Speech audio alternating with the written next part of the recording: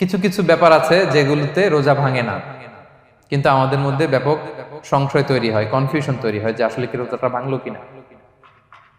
সেগুলো কি আমরা এবার সেগুলো শুনবো। 3 নম্বর সাব পয়েন্টটা তো ক্লিয়ার যে কিছু কিছু কাজ আছে যেগুলো করলে আসলে রোজা ভাঙে না। Things or actions that don't invalidate the fast, এটা আপনার রোজা ভাঙবে না। সেগুলো কি? এক নম্বর হচ্ছে ভুল করে যদি কেউ খায়, যেটা আমাদের আগের পয়েন্টে আমি ক্লিয়ার করে দিয়েছি, অথবা জোর করে যদি কাউকে খাওয়ানো হয়, তার রোজা ভাঙবে না। এটা আপনারা ইতিমধ্যে জেনেছেন।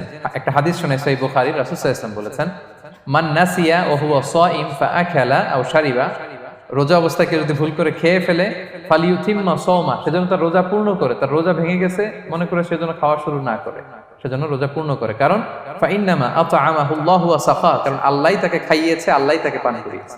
কিন্তু ভুল করে খেয়ে ফেলছেন, এটা তো আপনার হাতে ছিল না। তাহলে ভুল করে খেলে তার রোজা ভাঙবে না, কাজা কাফারা কিছুই লাগবে না, জাস্ট ইউ কন্টিনিউ ইউর সিয়াম। ওকে। 2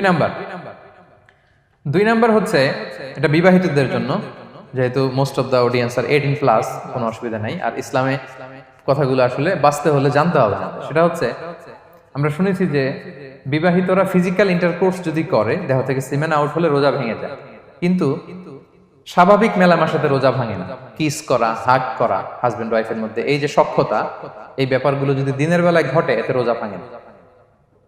ব্যাপারটা বুঝতে পেরেছেন না সবাই? একটা দলিল শোনেন।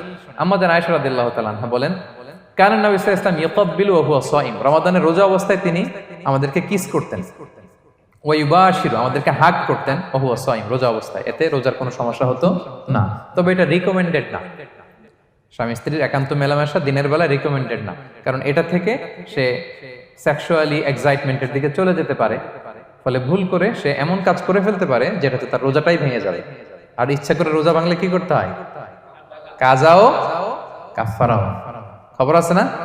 সেজন্য এটা খেয়াল রাখতে হবে। 3 নাম্বার, এটাকে আরবিতে বলে আল ইহতিলাম, ওয়েট ড্রিম, বাংলায় বলে স্বপ্ন দোষ। ঘুমের মধ্যে এমন কিছু দেখলেন, ফলে আপনার সিমেন আউট হলো, আপনার রোজা ভাঙবে না। কারণ এটা কি ইচ্ছা করে করছেন আপনি? এটা কার হাতে? আল্লাহর হাতে। এতে রোজা ভাঙে না। শুধু আপনি ঘুম থেকে উঠে ফরজ গোসলটা করে নিলেই হবে। প্রিয় ভাইরা, মুসলিম কমিউনিটির ভাইরা, কথা কি বুঝতে পারতেছেন? আচ্ছা। 4 নাম্বার হচ্ছে ব্লাড টেস্ট। অনেকে বলে যে হুজুর ব্লাড টেস্ট করা যাবে কিনা রমাদানে? ব্লাড টেস্ট করা যাবে। ব্লাড টেস্ট করলে রোজা ভাঙে না। এটা খুবই জরুরি একটা মাসালা, প্রায় আমাদের লাগে। 1-2 সিরিঞ্জ ব্লাড নিলে ভাঙে না। তবে যদি অনেক বেশি অ্যামাউন্টের ব্লাড নেয়, এতে যদি আপনি ক্লান্ত